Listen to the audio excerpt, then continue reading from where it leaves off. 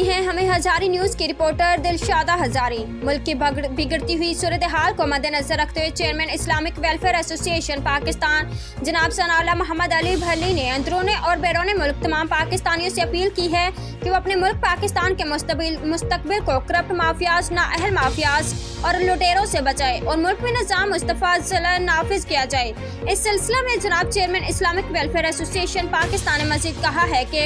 और कोई भी निज़ाम मुल्क में नहीं चल सकता है और ना ही कोई ऐसा निज़ाम इस वक्त मुल्क में मौजूद है जो मुल्क के मुस्तकबिल को महफूज कर सके। लिहाजा मुल्क में इस्लामी माशी और माशरती निज़ाम हुकूमत लाने के लिए रजिस्ट्रेशन जारी है और जो भी अशखास मुल्क में इस्लामी माशी और माशरती निज़ाम हुकूमत लाने वाली टीम में शामिल होना चाहते हैं वो हो जाएं।